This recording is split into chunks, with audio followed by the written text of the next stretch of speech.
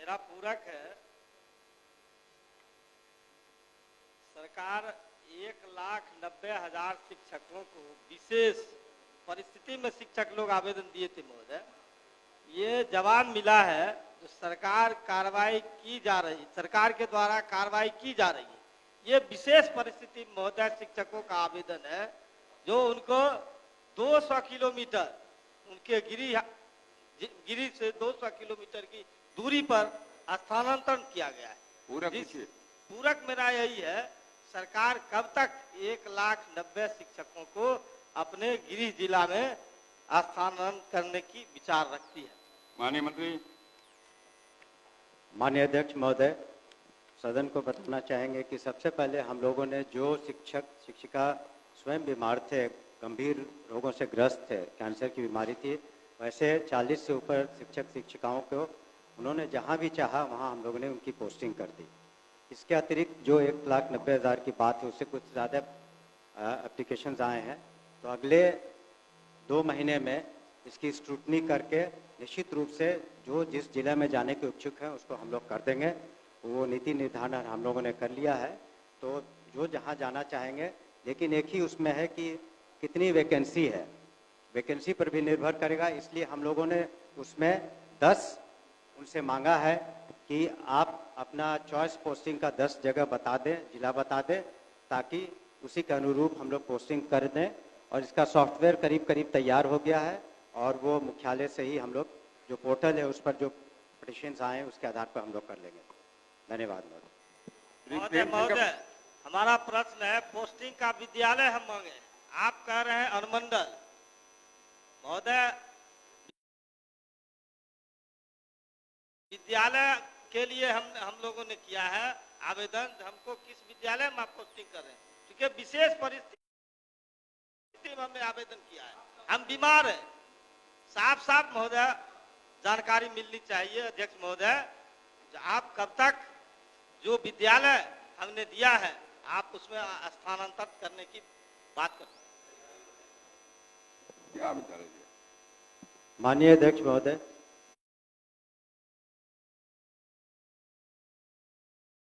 हम लोगों ने कहा जो नीति निर्धारण हम लोगों ने किया है उसमें सबसे पहले स्वयं जो शिक्षक शिक्षिका बीमार थे उनका कर दिया है। उसी तरह से जो अगर पति पत्नी भी शिक्षक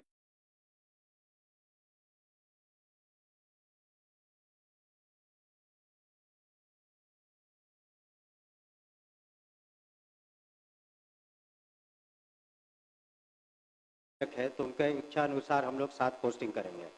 और इसके अतिरिक्त जो हमने कहा कि जो जिला जिन्होंने मांगा है उसकी पोस्टिंग हम उसी जिले में करेंगे, लेकिन ये भी निर्भर करता है कि किस स्कूल में भी उन लोगों ने अपनी अपनी इच्छा व्यक्त की है, अपना ऑप्शंस दिया है, लेकिन वहाँ पर कितनी वैकेंसी है।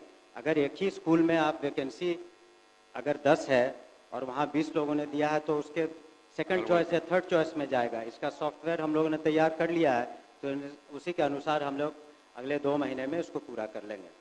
और अगर फिर भी कोई, बोलने दीजिए, अगर फिर भी कोई असंतुष्ट है अपने पोस्टिंग से तो हम लोगों ने डिस्ट्रिक्ट मजिस्ट्रेट की अध्यक्षता में कमेटी बनाई है और उसी तरह कमिश्नर जो डिवीजन में उनकी अध्यक्षता में, और अंतोगत्वा हम लोगों ने एक सेक्रेटरी के स्तर पर एक कमेटी मुख्यालय में बनाई है कि सारी प्रक्रिया पूरी हो जाने के बाद भी अगर किसी शिक्षक शिक्षिका को फिर भी शिकायत रह गई है तो अपना वो पिटिशन दे सकते हैं, कर देंगे।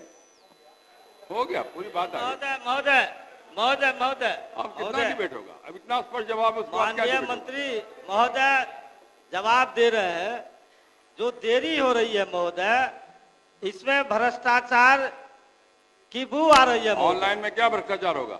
ये हो रहा है महोदय, पहले हमको पहले स्थानांतरण बिना प्रमाण के आरोप नहीं लगाना। इसमें है महोदय, प्रमाण दीजिए, बिना प्रमाण के आरोप नहीं लगाइए।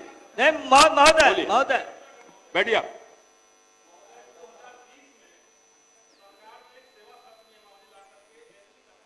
बात कही 21 में इसी सदन के अंदर सरकार ने लिखित में जवाब दिया कि छठे चरण की बहाली हो जाएगी तो हम स्थानांतरण करेंगे।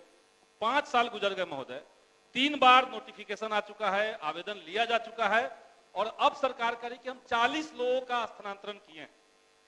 ये 5 साल में 40 लोगों का स्थानांतरण महोदय, बैठ जाइए, पूरा पूछिए। 300 किलोमीटर दूर टीचर अब भाषण हुए नहीं, हैं। पूरा पूछिए। हमारा यही सरकार से सवाल है कि जो आवेदन लिया गया है उसमें महिलाओं और दिव्यांगों को प्राथमिकता देकर के सरकार तत्काल उनका स्थानांतरण कब करने का विचार रखती है, ये मेरा सवाल है। बैठ जाइए, बैठ जाइए। एक जो है सिर्फ हमारा माननीय मंत्री जी से जानना है कि आपने ऑप्शन में मांगा है 10 अनुमंडल जिला में, हाँ नहीं 10 अनुमंडल मांगा, एक मिनट, तो 10 अनुमंडल मांगा है और वो जिला में जाना चाहता है, तो क्या ये व्यवहारिक है कि उस जिला में जाने के लिए दूसरे जिला का अनुमंडल का दे? क्या इसमें संशोधन करके सरकार उसी जिला के विभिन्न स्कूल का नाम वो मांगने की विचार रखती है कि नहीं? माननीय मंत्री अब एक बार सब बता दें। अध्यक्ष महोदय, हम लोगों ने यथासंभव जो नीति बनाई है उदार नीति है, और आपका जो सुझाव है, अगर सॉफ्टवेयर में कोई कमी होगी तो उसको हम लोग जरूर देख लेंगे, लेकिन हम लोग की इच्छा है, सरकार की इच्छा है कि यथासंभव जो शिक्षक शिक्षिका अपने जिले में जाना चाहते हैं वो वहाँ जाएंगे। तो अगर इसमें कोई कमी रह गई है तो उसको हम लोग सुधार भी करने के लिए तैयार हैं, लेकिन अब नहीं, अजय बाबू, अनुमंडल के जगह पर आप बोलने दीजिए ना, बोलने ठीक है, हम दीजिए। उसको देख लेंगे।